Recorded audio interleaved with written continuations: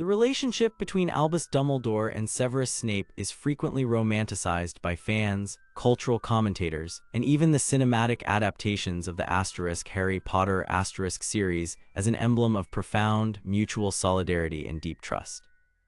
We are conditioned to view their late-night office conversations, shared sips of fire whiskey, whispered conspiracies, and quiet understandings as the unshakable bedrock of the resistance against Lord Voldemort. It is often framed as a redemptive red thread narrative. Two deeply flawed, brilliant men bound together by a shared burden, mutual respect, and the memory of a lost woman. However, a rigorous textual analysis of their interactions reveals an entirely different dynamic, one that is far darker, far more transactional, and fundamentally rooted in the cold, calculated management of a high-value asset. Dumbledore never viewed Severus Snape as an equal. He never let him into the innermost sanctum of his grand, overarching strategy, choosing instead to keep his most dangerous, indispensable spy walking a perpetual tightrope without a safety net. Instead of fostering a true, transparent partnership built on mutual disclosure, Dumbledore kept Snape entirely compliant through relentless emotional leverage, strict information asymmetry, and the deliberate withholding of the ultimate crushing truth about Harry Potter's fate until it was far too late for Snape to object, pivot, or walk away. When we strip away the veil of cinematic nostalgia and examine the actual bones of the text, we find that Dumbledore's treatment of Snape is a masterclass in Machiavellian manipulation, where human affection and deep-seated trauma are weaponized for the greater good. Look back to the very moment this deeply unequal partnership was forged in the late autumn of 1981. The wizarding world is reeling from the cataclysmic events of Halloween night. The Potters have just been brutally murdered in Godric's Hollow. The Dark Lord has seemingly vanished into non-existence, and a shattered, weeping Severus Snape appears before Albus Dumbledore on a windy, desolate hilltop. He is broken, panicked, and desperate, begging for the life of the woman he loves to be spared, only to learn that his desperate plea has come too late. In that moment of profound human anguish, Dumbledore does not offer immediate, unconditional protection out of the goodness of his heart, nor does he extend grace and comfort to a deeply troubled young man seeking absolute redemption from a path of darkness. Instead, he instantly transactionalizes the human tragedy unfolding before his eyes. Dumbledore recognizes a rare, once-in-a-generation strategic opportunity to secure an unprecedented spy directly within the highest ranks of the Death Eaters. That single, razor-sharp, unapologetically transactional question sets the absolute architecture for the next 2 decades of their dynamic.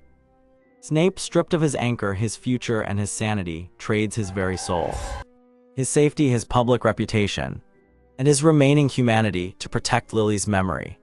In response, Dumbledore binds him into lifelong, unyielding servitude under the guise of offering protection and absolution. There is no warmth in the contract, only leverage. From the very first seconds of their alliance, Snape is categorized not as a friend, a confidant, or a comrade in arms, but as a resource to be acquired, deployed, monitored, and ultimately spent. The chilling reality of this exchange exposes the foundational flaw in Dumbledore's leadership style. He operated with a profound, systemic lack of informed consent. Throughout their entire decades-long association, Dumbledore doled out information to Snape strictly on a strictly need-to-know basis. He treated his most vital, most endangered spy not as a trusted general in an army, but as a compartmentalized weapon that needed to be pointed in the precise right direction without ever understanding the layout of the entire battlefield. Snape was forced to navigate the most terrifying, high-stakes double life imaginable. He had to lie directly to the Dark Lord's face, surrounded by sadistic, paranoid psychopaths who would torture him to death with the Cruciatus Curse at the absolute slightest hint of hesitation or betrayal. He performed Occlumency Disaster against a wizard who could read surface thoughts with terrifying ease, all while his own master, the very man he was risking his life, his sanity, and his soul for, actively withheld key context that could have fundamentally altered his choices, his safety, and his understanding of the war. Consider the year 1995 and the tense, claustrophobic events of Order of the Phoenix *. Dumbledore orders Snape to teach Harry Occlumency, tasking him with entering the chaotic, traumatized, and deeply rebellious mind of the teenage boy he despises above all others in the world. But how does Dumbledore set this up? He gives Snape minimal, almost insulting context regarding the dangerous, volatile psychic link forming between Harry's mind and Voldemort's consciousness. Dumbledore knows full well that the intense, mutual, generational hatred between Snape and the boy will cause immediate, explosive friction. He understands the profound psychological danger of exposing Snape's own deeply buried, agonizing childhood memories of abuse, bullying, and humiliation to an untrained student who can accidentally rifle through them. Yet Dumbledore deliberately sets them up to clash. He uses the Occlumency lessons as a practical vehicle to monitor the Dark Lord's connection through Harry while leaving Snape entirely in the dark about the broader psychological toll it takes on both professor and student. Dumbledore uses their mutual hatred as a tool, completely unconcerned with the emotional shrapnel tearing through Snape's fragile, already fractured psyche. It is a textbook example of Dumbledore sacrificing the well-being of a subordinate to achieve a tactical objective, trusting that his control over Snape's foundational loyalties will keep the man from walking away from the assignment. This persistent information asymmetry was Dumbledore's primary shield, a psychological architecture designed to maintain absolute, unquestioned control over every moving part on his warboard. When the physical toll of his own dangerous, hubristic choices began to catch up with him in Half-Blood Prince Asterisk, he maintained that same ruthless compartmentalization. Dumbledore initially hid the fatal, necrotic curse of Marvolo Gaunt's ring from Snape, attempting to manage his own mortality in secret. He allowed the cursed, rotting black magic to slowly consume his hand, keeping his impending, inevitable death a closely guarded secret until it served his operational timeline. Only when the curse had advanced so far that Madame Pomfrey informed him he had barely a year left to live did he finally pull Snape into the fold. And even then, he did not do it to share power or to seek emotional comfort or to collaborate on a cure. He pulled Snape in to assign him the ultimate, unforgiving burden, his own planned execution. Dumbledore tasks Snape with his own mercy kill execution. It was a masterstroke of multi-layered utility that served Dumbledore's grand design on multiple fronts simultaneously. By forcing Snape to kill him, Dumbledore achieves several goals. It protects Draco Malfoy's unformed, youthful soul from the absolute, spiritual corruption of committing premeditated murder. It preserves the unbreakable vow Snape made to Narcissa Malfoy under magical duress. It permanently and irrevocably secures Snape's absolute, unquestioned standing within Voldemort's inner circle by proving his ultimate, undeniable loyalty as the murderer of Albus Dumbledore. And it ensures that Dumbledore's grand strategy proceeds precisely on schedule without Dumbledore having to suffer a prolonged, agonizing, undignified death from the ring's curse. Snape is forced to become a patricide, to murder the only man who held his leash, the only man who knew his true allegiance, all while carrying the crushing, unbearable psychological weight of knowing he is executing the very architect of his lifelong servitude. Dumbledore delegates his own assisted suicide to his most traumatized agent, neatly tying up loose ends while ensuring the chessboard is left in the exact configuration required for the endgame. Whenever Snape showed hesitation, whenever his moral objections, exhaustion, or disgust threatened to break his compliance, Dumbledore deployed his most reliable, infallible weapon. He invoked Lily. The memory of a dead woman was weaponized time and time again to override Snape's resistance, forcing him back into the line of fire under the banner of an unpayable debt. Whenever Snape pointed out the sheer, sickening horror of what was being asked of him, whenever he balked at the endless deceit, the child abuse he was forced to oversee, or the risk of discovery, Dumbledore had only to whisper Lily's name, or reference her brilliant green eyes, or question whether Snape's supposed love for her was truly as deep, enduring, and sacrificial as he claimed. It was emotional blackmail of the highest, most sophisticated order. Dumbledore used a profound, unhealable trauma as a leash to yank Snape back into alignment whenever the spy tried to pull away or question the morality of the orders he was given. It wasn't mentorship, it was psychological hostage-taking. Throughout it all, across every harrowing year of torture, espionage, psychological torment, and double-dealing, Snape operated under a massive misunderstanding. For nearly 2 decades, he risked his life every single day under the firm belief that he was doing it to keep Harry Potter alive. He believed his daily suffering, his ingestion of dark magic, his betrayal of his peers, and his loss of self had a protective purpose, and that he was safeguarding the living embodiment of the only woman he ever loved by keeping her son safe from the monster who killed her. He had no idea he was walking a straight line toward a slaughterhouse. The breaking point arrives in Deathly Hallows, in a sequence of memories that dismantles the entire mythology of their partnership piece by piece, exposing the cold machinery beneath. When the truth is finally laid bare post-mortem in the Pensieve, the illusion shatters. Snape discovers that Harry has not been nurtured to survive and thrive against the Dark Lord, but has been kept alive solely to be executed at the precise psychological moment when Voldemort's soul fragment inside him can be destroyed. Dumbledore had known for years that Harry was an accidental Horcrux.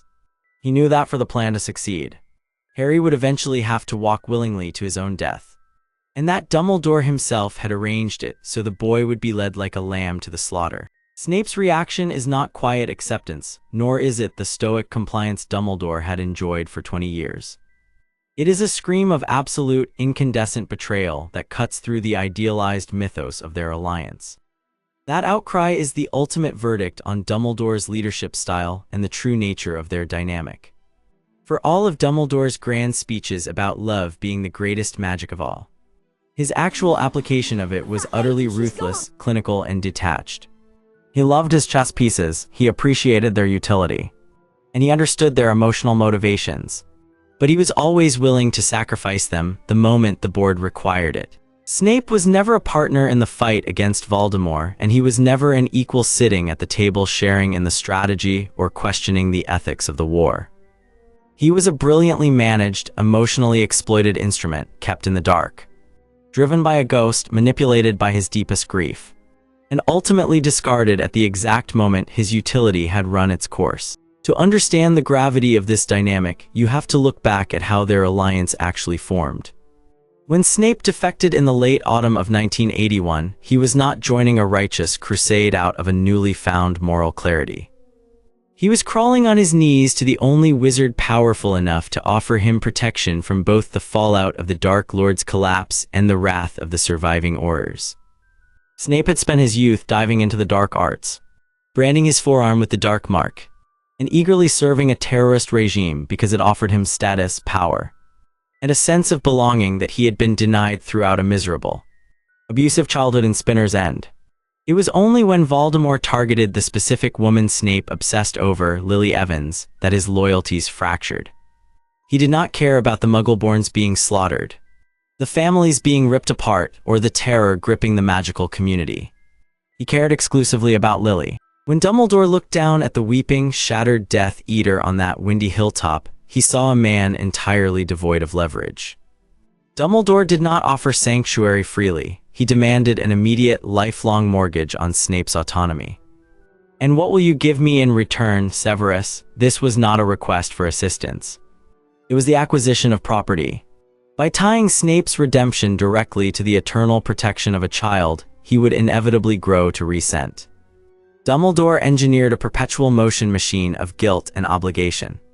Snape could never do enough, sacrifice enough, or suffer enough to pay off a debt that Dumbledore had structured to be eternally compounding. Throughout the intervening years between the First and Second Wizarding Wars, this master-asset relationship dictated every single facet of Snape's existence. While members of the Order of the Phoenix, such as Sirius Black, Remus Lupin, and Molly Weasley loathed Snape and viewed him with profound suspicion, Dumbledore continually shielded him from their distrust. But this protection was not born of affection. Dumbledore protected Snape because a compromised, ostracized spy is useless if his own side destroys him before he can be deployed. Dumbledore needed Snape isolated. He needed him cut off from meaningful human connection, stripped of friends, and entirely dependent on Dumbledore's authority and approval for his survival. An isolated asset is a compliant asset. If Snape had formed genuine friendships within the Order, if he had found a community that valued him outside of his utility as a spy, he might have developed boundaries. He might have asked uncomfortable questions. By maintaining an environment where Snape was universally reviled by the light side and perpetually terrified of the dark side, Dumbledore ensured that the headmaster's office was the only safe harbor Snape had left in the entire world. This absolute monopoly on Snape's safety allowed Dumbledore to deploy him into situations of unimaginable psychological and physical peril with absolute confidence that Snape could not refuse. Consider the sheer terror of Snape's double agent status during the height of Voldemort's return in Goblet of Fire and Order of the Phoenix. When the Dark Lord resurrects in the graveyard, Snape must immediately return to the fold, baring his arm to summon the very monsters who would flay him alive if they suspected his true allegiance. He has to stand among madmen like Bellatrix Lestrange, a witch who sees right through his double dealing and openly challenges his loyalty, and maintain an unyielding facade of ironclad calm. He has to feed Voldemort carefully curated scraps of true information mixed with strategic falsehoods, walking a razor's edge where a single micro-expression, a momentary lapse in Occlumency, or a poorly timed hesitation means agonizing torture and a prolonged, brutal death. And where was Dumbledore during these moments of supreme terror? Safely ensconced behind the wards of Hogwarts, monitoring the board, calculating percentages, and knowing full well that his spy was absorbing the brunt of the Dark Lord's paranoid scrutiny. Dumbledore did not share his overarching plan for the destruction of the Horcruxes with Snape during these years. He did not sit down with his most valuable operative and map out the multi-year strategy to dismantle Voldemort's soul anchors. Instead, Snape was kept compartmentalized, operating under the naive illusion that his sole objective was to keep Harry Potter safe from harm until he reached adulthood. This brings us back to the failure of communication in Order of the Phoenix regarding the Occlumency lessons. The dynamic between Snape and Harry during those agonizing sessions is often viewed through the lens of Snape's petty cruelty. And certainly, Snape's unresolved hatred for James Potter bled heavily into his treatment of Harry. But let us examine Dumbledore's culpability in that disaster. Dumbledore knew that Harry and Voldemort shared a deep, dangerous psychic connection, a conduit through which the Dark Lord could project false visions, manipulate the boy's heroic impulses, and eventually lure him into a fatal trap at the Department of Mysteries. Dumbledore orders Snape to teach Harry how to close his mind, but he provides virtually no context about the psychic architecture of the link. Nor does he warn Snape of the catastrophic risks involved. When Harry inevitably begins diving into Snape's pensive memories, witnessing the humiliating, agonizing bullying Snape suffered at the hands of James and Sirius, the lesson explodes into mutual devastation. Snape's deepest, most shameful wounds, the very memories he has spent a lifetime locking away behind impenetrable mental walls, are ripped open and exposed to the boy he despises. For Snape, this is not merely an embarrassing professional failure. It is a profound psychological violation. Yet when Snape reaches his breaking point and refuses to continue the lessons, how does Dumbledore handle it? Does he validate the immense emotional toll it took on his spy? Does he offer an apology for walking him blind into a psychological minefield? Absolutely not. Dumbledore exerts his authority, smooths over the friction with platitudes, and insists that the work must continue, entirely unconcerned with the fact that his agent has just been spiritually flayed in front of the student he is risking his life to protect. Id. 29 Text. The exploitation keeps escalating as the war reaches its peak in Half-Blood Prince. By this point, Dumbledore's physical body is failing him. His arrogance in trying to wear Marvolo Gaunt's ring, blinded by the desire to see his dead sister Ariana one last time, caused a fatal curse that is rapidly devouring his hand and will soon kill him. Did Dumbledore immediately call an emergency meeting with his closest friends to strategize? Did he trust Snape with the full truth of his dying condition right from the start? Id. 30 Text. No. Dumbledore spent months hiding the curse, wrapping his hand in black dragonhide gloves, and trying to manage his final days in absolute secrecy. He let the magic fester while he kept running his chess match, keeping his most vital operative in the dark about his shrinking timeline. Only when Madame Pomfrey delivered the final verdict that he had less than a year to live did Dumbledore finally tell Snape. Id. 31 Text. And why did he bring Snape in? Not to collaborate, not to seek comfort, and not to explore cures. He brought Snape in to give him a final, direct order: you must kill me. Id. 32 text, consider the psychological horror of that command. Dumbledore is asking a man who spent 2 decades trying to atone for his sins, a man already carrying the weight of countless lies and murders, to commit patricide. He demands that Snape murder the only authority figure who ever protected him and the absolute anchor of his double life. Dumbledore frames it as an act of mercy. He argues that Draco Malfoy's soul must be saved from murder, and that Dumbledore's death at Snape's hand will secure Snape's position within the Death Eater ranks so he can protect Hogwarts when the invasion comes. Id. 33 text, every tactical justification Dumbledore gave made logical sense. Having Snape kill him solved half a dozen problems for the Order at once. It preserved Draco's soul, fulfilled the unbreakable vow, solidified Snape's cover, kept Dumbledore from dying a slow death from the ring's curse, and handed the Elder Wand over without violence. But notice what is completely missing from this equation: any regard for the devastating psychological aftermath this act would inflict upon Severus Snape. Id. 34 text, Dumbledore was asking his most traumatized agent to perform an act of self-destruction. When Snape briefly balks and asks what will happen to his own soul and standing if he does it, Dumbledore dismisses his concerns with a cold reminder: only you know whether it will damage your soul to help an old man avoid pain and humiliation. It is emotional judo. Dumbledore weaponizes Snape's remaining moral conscience against him, turning a planned execution into a mercy act while making sure his grand design goes off without a hitch. Id. 35 text, Snape carries out the order on the astronomy tower.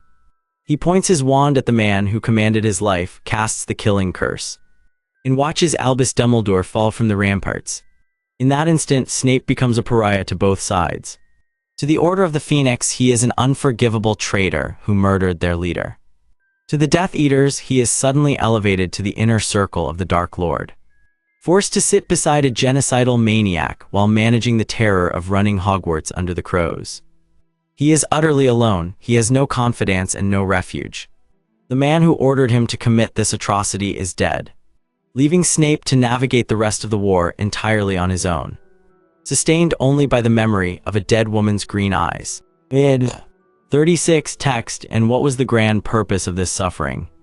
What was the ultimate truth behind decades of torment and espionage? Id. 37 text.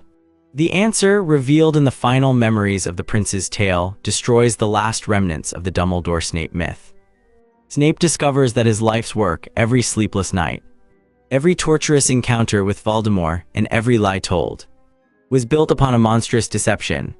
Snape operated under the absolute belief that he was risking his life to save Harry Potter, to ensure that Lily's sacrifice was honored by keeping her son alive in a world that wanted him dead. Id. 38 text, Dumbledore never corrected this assumption. He never explained the horrifying reality of the prophecy to Snape, never telling him that Harry was not meant to grow old, that he was not being protected to live a peaceful life, but that he carried a piece of the Dark Lord's soul inside his forehead, making him an accidental Horcrux that had to be killed at the right moment. Id. 39 text, Dumbledore knew. For years he knew that Harry was a lamb to the slaughter. He watched Snape tear himself apart over the boy's safety, listened to Snape argue for Harry's protection, and accepted Snape's devotion while keeping the fatal endgame to himself. Dumbledore treated Snape's love for Lily as an engine to be used. As long as Snape thought he was saving Lily's son, he would walk into hell. If Snape had known the truth, that Dumbledore was simply fattening Harry up for slaughter, would he have continued his service? Would he have agreed to spy, lie, kill Dumbledore, and sacrifice his life for a boy doomed to die on a castle floor? Id. 40 text, we have the answer in Snape's own furious outcry in the Pensieve. Id. 41 text, that scream is the definitive indictment of Albus Dumbledore's leadership. It strips away the grandfatherly wisdom, twinkling blue eyes, lemon drops, and soaring rhetoric about the power of love. It exposes Dumbledore for what he really was: a cold, brilliant strategist who viewed every human being in his orbit as a chess piece to be sacrificed if the endgame required it. Id. 42 text, Dumbledore did not love Severus Snape, he managed him. He manipulated his trauma, weaponized his grief, and kept him moving across the board. When Snape's usefulness ran out, when the final pieces slid into place for the Battle of Hogwarts, Dumbledore had already written off Snape's survival, just as he wrote off Harry's. Id. 43 text. The tragic irony of Severus Snape's life is that he spent 20 years believing he was escaping the darkness by serving the greatest wizard of the age, only to discover too late that he had simply traded one master for another. A master who used his eternal wound not to heal him, but to chain him to a slaughterhouse floor.